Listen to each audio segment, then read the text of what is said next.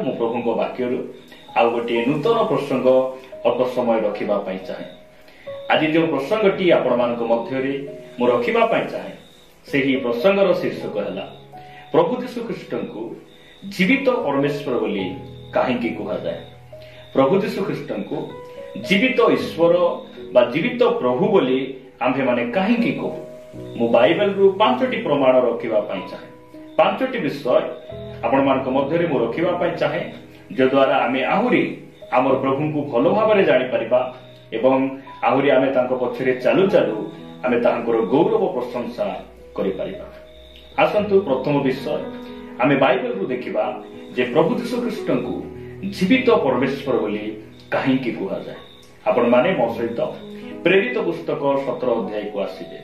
प्रेरित पुस्तक 17 अध्याय 24 और 25 पद मु आम समस्त निमंते पाठ करबा पई चाहे। एठारे प्रकार लिखा जाए जो ईश्वर जगत और तन्मध्यस्थ समस्त पदार्थ सृष्टि करियछंती से स्वर्ग और पृथ्वीर प्रभु हेबारु हस्त निर्मित मंदिर समूह रे वास करंती नाही। 25 पद कियोबा ताहांकर कोनोसी अभाव थिबारु मनुष्य हस्त द्वारा सेवित हुअंती नाही जेणु से स्वयं समस्त जीवन निश्वास और समस्त पदार्थ दान करती। प्रभु का नाम गौरव हो। प्रिय भाई भणी माने बाइबल कहे जे आम्भे माने जो परमेश्वर सेवा करूछु ताहांकर कोनोसी अभाव नाही। ताहांकु कोनोसी मनुष्य वस्त्र देवा आवश्यक नाही। तांकु कोनोसी रंग देवा आवश्यक नाही। तांकु कोनोसी लोक हाथ धरी चलाइबा आवश्यक नाही। कारण आमर परमेश्वर जीवित अटंती। आमे जो प्रभुंकर सेवा करूछु से सत्य वास्तव आउ से स्वयं जीवित परमेश्वर अटंती। ताहांक नामर प्रशंसा हो। लेखा जाए जे से समस्त को जीवन दान करियछंती। पृथ्वी रे मनुष्य हो पशु हो पक्षी हो सब विषय को से सृष्टि करियछंती आउ समस्त को से जीवन प्रदान करियछंती। निश्वास प्रश्वास ताहांकर अटे। प्रिय भाई भणी माने सेतिपाई बाइबल कहे आम्भे माने निजे निजर नहु आम्भे माने ताहांकर अटु। जदि आपण माने आदि पुस्तक को आसीबे आदि पुस्तक 2 अध्याय रे गोटे सुंदर वाक्य लिखा जाए। परमेश्वर जेते बेले मनुष्य को से निर्माण कले आदि पुस्तक 2 अध्याय 7 पद लिखा जाए अनंतर सदाप्रभु परमेश्वर भूमिर धूली द्वारा मनुष्य को निर्माण करी ताहार नासिका रंध्र रे फुंक दे प्राणवायु प्रवेश कराइले तहिरे मनुष्य जीवित प्राणी है। प्रभु यीशु ख्रीष्ट कहीं से जीवित अटंती कारण मनुष्य को से जीवन देछंती सेतिपाई से जीवित अटंती।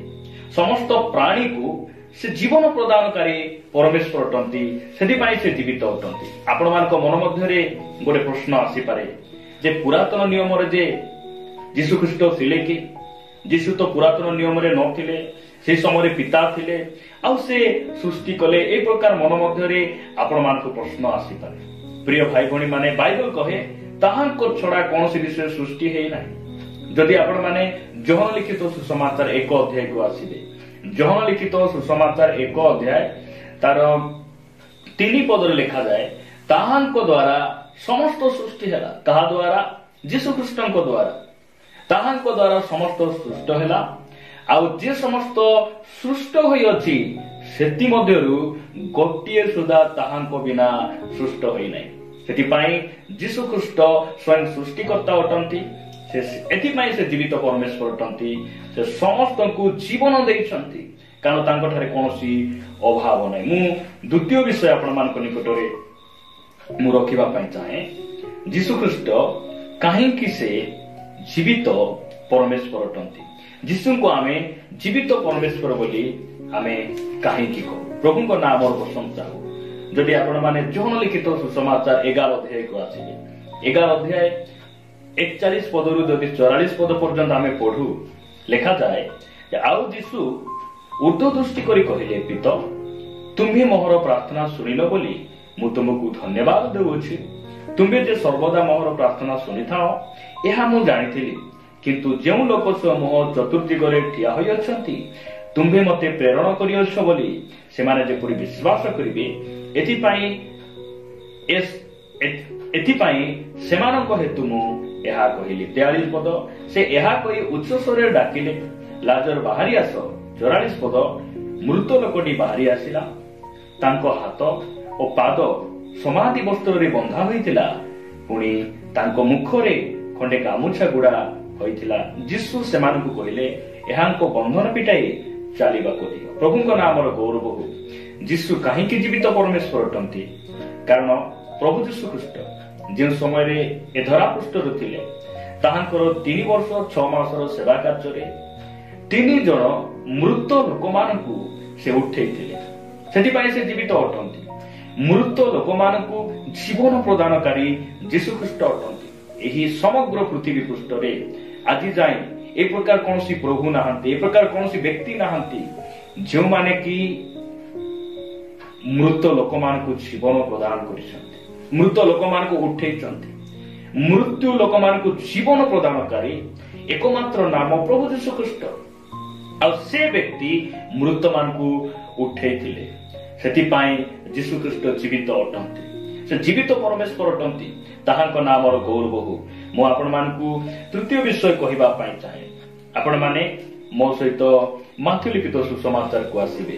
ମାଥ୍ୟୁ ଲିଖିତ ସୁସମାଚାର 14 ଅଧ୍ୟାୟ 25, 26, 27 ପଦ ମୁଁ ପଢିବା ପାଇଁ ଚାହେଁ। ଲେଖାଯାଏ 25 ପଦରେ, କିନ୍ତୁ ରାତ୍ରିର 4ର୍ଥ ପ୍ରହରରେ ସେ ସମୁଦ୍ର ଉପରେ ଚାଲି ସେମାନଙ୍କ ପାଖକୁ ଆସିଲେ। 26 ପଦ, ପୁଣି ଶିଷ୍ୟମାନେ ତାହାଙ୍କୁ ସମୁଦ୍ର ଉପରେ ଚାଲିବାର ଦେଖି ଉଦ୍ବିଗ୍ନ ହୋଇ କହିଲେ, ଏ ତ ଭୂତ। ଆଉ ସେମାନେ ଭୟରେ ଚିତ୍କାର କଲେ। 27 ପଦରେ ଯୀଶୁ କହୁଛନ୍ତି, କିନ୍ତୁ ଯୀଶୁ ସେହି କ୍ଷଣି ସେମାନଙ୍କ ସହିତ କଥାବାର୍ତ୍ତା କରି କହିଲେ, ସାହସ ଧର, ଏ ତ ମୁଁ, ଭୟ କର ନାହିଁ। ପ୍ରଭୁଙ୍କ ନାମର ଗୌରବ ହଉ। ଏହି ସ୍ଥାନରେ ଗୋଟେ ବିଷୟ ପରମେଶ୍ୱର ଆମମାନଙ୍କୁ କହିବା ପାଇଁ ଚାହାନ୍ତି ଯେ ପ୍ରଭୁ ଯୀଶୁ ଖ୍ରୀଷ୍ଟ ଏଥିପାଇଁ ସେ ଜୀବିତ ଅଟନ୍ତି। ସେ ସମୁଦ୍ର ଉପରେ ଚାଲିପାରନ୍ତି, ପୋଖରୀ ଉପରେ ସେ ଚାଲିପାରନ୍ତି, ନଦୀ ଉପରେ ଚାଲିପାରନ୍ତି, କାରଣ ସେ ଜୀବିତ ଅଟନ୍ତି। ଆଉ ମୃତ ପରମେଶ୍ୱର ମାନଙ୍କୁ, ମୃତ ବ୍ୟକ୍ତି ମାନଙ୍କୁ ଆପଣ ପାଣି ଉପରେ ଫିଙ୍ଗିକି ଦେଖନ୍ତୁ, ଚଲେଇକି ଦେଖନ୍ତୁ, ସେମାନେ ପାଣିରେ ଭାସି ଯାଆନ୍ତି। ସେମାନେ ପାଣିରେ ହିଣ୍ଡି ପାରନ୍ତି ନାହିଁ, ଚାଲି ପାରନ୍ତି ନାହିଁ, କାରଣ ସେମାନଙ୍କ ମଧ୍ୟରେ ଜୀବନ ନାହିଁ। ପ୍ରଭୁ ଯୀଶୁ ଖ୍ରୀଷ୍ଟ ଏଥିପାଇଁ ଜୀବିତ ଅଟନ୍ତି। ତାଙ୍କୁ କୌଣସି ଏ ପୃଥିବୀର ବିଷୟ ତାଙ୍କୁ ଅଟକାଇ ପାରେ ନାହିଁ, ତାଙ୍କୁ କଣ କରିପାରେ ନାହିଁ, ପରାଜୟ କରିପାରେ ନାହିଁ, କାରଣ ସେ ଜୀବିତ ଅଟନ୍ତି। ଆଜି ଯାଏ ପୃଥିବୀରେ କୌଣସି ବ୍ୟକ୍ତି ପାଣି ଉପରେ ଚାଲି ନାହିଁ। ବୈଜ୍ଞାନିକ ମାନଙ୍କର ମତ ଅନୁସାରେ ସମସ୍ତ ଜ୍ଞାନ, ସମସ୍ତ ବୁଦ୍ଧି, ଯେତେ ଆମେ ଟେକ୍ନୋଲୋଜି ପ୍ରୟୋଗ କଲେ ମଧ୍ୟ କୌଣସି ବ୍ୟକ୍ତି ପାଣି ଉପରେ ଚାଲିପାରେ ନାହିଁ। ବିନା ଯନ୍ତ୍ରରେ, ବିନା ଟେକ୍ନୋଲୋଜି, ବିନା ଉପାୟରେ ପାଣି ଉପରେ ଜଣେ ବ୍ୟକ୍ତି ଚାଲିପାରେ ନାହିଁ। ସେ ଚାଲିପାରନ୍ତି ଯେ କି ପରମେଶ୍ୱର ଅଟନ୍ତି, ଯେ କି ଜୀବିତ ପରମେଶ୍ୱର ଅଟନ୍ତି, ଯେ ସତ୍ୟ ଅଟନ୍ତି, ସେ ପାଣି ଉପରେ ଚାଲିପାରନ୍ତି। ଆଉ ସେ ହେଉଛନ୍ତି ପ୍ରଭୁ ଯୀଶୁ ଖ୍ରୀଷ୍ଟ। ତାହାଙ୍କ ନାମର ଗୌରବ ହଉ। ଆଜି ଦିନ ମାନଙ୍କରେ ଯେଉଁମାନେ ମୁଁ ଭଗବାନ, ମୁଁ ପରମେଶ୍ୱର ବୋଲି ଦାବି କରୁଛନ୍ତି, ସେମାନଙ୍କୁ ଯଦି ସମୁଦ୍ର ଉପରେ ଛାଡ଼ି ଦିଆଯାଏ, ସମୁଦ୍ର ଉପରେ ଚାଲିବା ପାଇଁ ସେମାନଙ୍କୁ କୁହାଯାଏ, ସେମାନେ ଭାସିଯିବେ। ସେମାନେ ସେଇ ସମୁଦ୍ରରେ ସେମାନେ ଭାସି ଭାସି ପଳାଇବେ, ଡୁବିଯିବେ।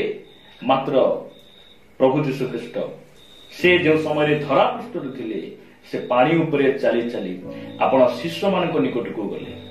କାହିଁକି ଗଲେ? କାରଣ ତୋଫାନକୁ ଶାନ୍ତ କରିବା ପାଇଁ, ସେମାନଙ୍କୁ ସୁରକ୍ଷା ଦେବା ପାଇଁ ଆଜି ମଧ୍ୟ ପରମେଶ୍ୱର ଆମର ଜୀବିତ ଅଟନ୍ତି। ଯେଉଁ ସମୟରେ ଆମେ ଦୁଃଖରେ ଭାଙ୍ଗି ପଡୁଛୁ, ଅଭାବରେ ପଡୁଛୁ, ରୋଗରେ ପଡୁଛୁ, ଆମର ପ୍ରାର୍ଥନାକୁ ସେ ଶୁଣୁଛନ୍ତି। ଆଜି ମଧ୍ୟ ସେ ଜୀବିତ ଅଟନ୍ତି, ଆମ ମଧ୍ୟକୁ ସେ ଧାଇଁ ଆସୁଛନ୍ତି। ତାହାଙ୍କ ନାମର ଗୌରବ ହଉ। ମୁଁ ଚତୁର୍ଥ ବିଷୟ ଆପଣମାନଙ୍କୁ କହିବା ପାଇଁ ଚାହେଁ ଯେ ପ୍ରଭୁ ଯୀଶୁ ଖ୍ରୀଷ୍ଟ ସେ କାହିଁକି ଜୀବିତ ପରମେଶ୍ୱର ଅଟନ୍ତି।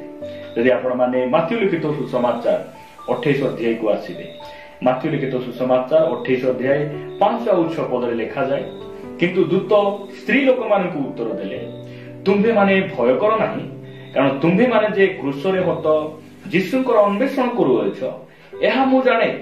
ସେ ଏଠାରେ ନାହାନ୍ତି, କାରଣ ସେ ଯେପରି କହିଥିଲେ ସେହିପରି ସେ ଉଠି ଅଛନ୍ତି। ଆସ, ସେ ଯେଉଁଠାରେ ଶୋଇଥିଲେ ସେହି ସ୍ଥାନ ଦେଖ। ତାହାଙ୍କ ନାଁ ଆମର ଗୌରବ ହଉ। ଯୀଶୁ କାହିଁକି ଜୀବିତ ଅଟନ୍ତି? ସେ କବରରେ ନାହାନ୍ତି। ରୋମିଓ ଲୋକମାନେ ତାହାଙ୍କୁ ମାରି କ୍ରୁଶରେ ବଦ୍ଧ କରି ଯେଉଁ ସମାଧିରେ ସେମାନେ ପୋତି ଦେଇଥିଲେ, ସମାଧିରେ ରଖିଥିଲେ, ପ୍ରଭୁ ଯୀଶୁ ଖ୍ରୀଷ୍ଟ ସେ ସମାଧିରେ ନାହାନ୍ତି, ସେ ଉଠି ଅଛନ୍ତି। ଆଜି ଯାଇ ପୃଥିବୀରେ ଯେତେ ଧନୀ ମାନେ ଆସିଲେ, ପଣ୍ଡିତ ମାନେ, ଜ୍ଞାନୀ ମାନେ, ଶିକ୍ଷିତ ଲୋକମାନେ, ମହାପୁରୁଷ ମାନେ ପୃଥିବୀକୁ ଆସିଲେ, ସମସ୍ତେ ଆଜି ଯାଇ କବରରେ ଅଛନ୍ତି। ସେ ଭଗବାନ ବୋଲି ଦାବି କରୁନା କାହିଁକି, ସେ ଗୁରୁ ବୋଲି ଦାବି କରୁନା କାହିଁକି, ମୁଁ ବୈଜ୍ଞାନିକ, ମୋ ଠାରୁ ଶ୍ରେଷ୍ଠ କେହି ନାହିଁ, ଯିଏ ବି ହୁଅନ୍ତୁ, ସେ ଆଜି ଯାଇ କବରରେ ଅଛନ୍ତି, ମାଟି ଭିତରେ ଅଛନ୍ତି। ମାତ୍ର ପ୍ରଭୁ ଯୀଶୁ ଖ୍ରୀଷ୍ଟ ସେ କବରରେ ନାହାନ୍ତି। ଏହା ବାଇବେଲ କହେ, ଏହା ବିଶ୍ୱ ଇତିହାସ କହେ। ବାଇବେଲ ଗୋଟେ ସମ୍ପୂର୍ଣ୍ଣ ପୁସ୍ତକ ଅଟେ, ବାଇବେଲ ଐତିହାସିକ ପୁସ୍ତକ ଅଟେ। ଆଉ ଏହି ବାଇବେଲ ଆମକୁ ପ୍ରମାଣ ଦିଏ ଯେ ପ୍ରଭୁ ଯୀଶୁ ଖ୍ରୀଷ୍ଟ କବରରେ ନାହାନ୍ତି।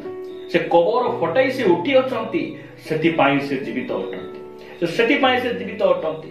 ତାହାଙ୍କ ନାଁ ଆମର ଗୌରବ ହଉ। ପ୍ରିୟ ଭାଇ ଭଉଣୀ ମାନେ, ଆମେ ଯେଉଁ ପରମେଶ୍ୱରଙ୍କର ସେବା କରୁଛୁ, ସେ ବାସ୍ତବ ଅଟନ୍ତି, ସେ ଜୀବିତ ଅଟନ୍ତି। ଆଉ ଆମେ ମାନେ ସୌଭାଗ୍ୟଶାଳୀ ଲୋକମାନେ ଅଟୁ ଯେ ଏହି ପ୍ରକାର ଜଣେ ପରମେଶ୍ୱରଙ୍କ ପଛରେ ଆମେ ଚାଲୁଛୁ। ଯେତେ ନିନ୍ଦା ଆସୁଛି, ଅପମାନ ଆସୁଛି, ଖ୍ରୀଷ୍ଟିଆନ ଲୋକମାନଙ୍କୁ ମାରି ଦିଆଯାଉଛି, ତଥାପି ଦିନକୁ ଦିନ ପ୍ରଭୁ ଯୀଶୁ ଖ୍ରୀଷ୍ଟଙ୍କର ପଛରେ ଲୋକମାନେ ଚାଲୁଛନ୍ତି, ତାହାଙ୍କର ରାଜ୍ୟ ବିସ୍ତାର ହେଉଛି। ତାହାଙ୍କ ନାଁ ଆମର ଗୌରବ ହଉ। ଶେଷ କଥା କହି ମୁଁ ସମାପ୍ତ କରିବା ପାଇଁ ଚାହେଁ ଯେ ପ୍ରଭୁ ଯୀଶୁ ଖ୍ରୀଷ୍ଟ କାହିଁକି ସେ ଜୀବିତ ପରମେଶ୍ୱର ଅଟନ୍ତି। ଜହନ ଲିଖିତ ସୁସମାଚାର 14 ଅଧ୍ୟାୟ ତାର 6 ପଦରେ ଲେଖାଯାଏ, ଯୀଶୁ ତାଙ୍କୁ କହିଲେ, ମୁଁ ପଥ, ସତ୍ୟ ଓ ଜୀବନ, ମୋ ଦେଇ ନ ଗଲେ କେହି ପିତାଙ୍କ ନିକଟକୁ ଯାଏନି। ସେ କାହିଁକି ଜୀବିତ ଅଟନ୍ତି? କାରଣ ସେ ନିଜେ କହିଛନ୍ତି, ମୁଁ ହିଁ ଜୀବନ ଅଟେ, ମୁଁ ହିଁ ଜୀବିତ ଅଟେ। ଏହା ଏ ଦୁନିଆର କୌଣସି ଗୁରୁ, କୌଣସି ବାବା, କୌଣସି ଜ୍ଞାନୀ ପଣ୍ଡିତ କେହି ମଧ୍ୟ କହିନାହାନ୍ତି। ମୁଁ ମଧ୍ୟ ଜୀବନ ବୋଲି ଯୀଶୁ କହିଲେ ନାହିଁ, ମୁଁ ହିଁ ଜୀବନ ଅଟେ, ମୁଁ ହିଁ ପଥ ଅଟେ, ମୁଁ ହିଁ ସତ୍ୟ ଅଟେ। କାହିଁକି ଯୀଶୁ ଜୀବିତ ଅଟନ୍ତି? କାରଣ ସେ ନିଜେ କହିଲେ ଯେ ମୁଁ ଜୀବିତ ପରମେଶ୍ୱର ଅଟେ। ତାହାଙ୍କ ନାମର ଗୌରବ। ପ୍ରିୟ ଭାଇ ଭଉଣୀ ମାନେ, এই 5ଟି ବିଷୟ ଆମେ ଆହୁରି ନିଜର କରିବା, ଆହୁରି এই 5ଟି ବିଷୟ ଉପରେ ଆମେ ଠିଆ ହେବା, ପ୍ରଭୁଙ୍କୁ ଆମେ ଧନ୍ୟବାଦ ଦେବା। এই 5ଟି ବିଷୟକୁ ଆମେ ମନ ମଧ୍ୟରେ ରଖୁ ରଖୁ ଆହୁରି ତାଙ୍କ ପଛରେ ଚାଲିବା। ପ୍ରଭୁ ଆମ୍ଭମାନଙ୍କୁ ଏହି ବାକ୍ୟ ଦ୍ୱାରା ପ୍ରଚୁର ଭାବରେ ଆଶୀର୍ବାଦ କରନ୍ତୁ। ଆମେନ୍।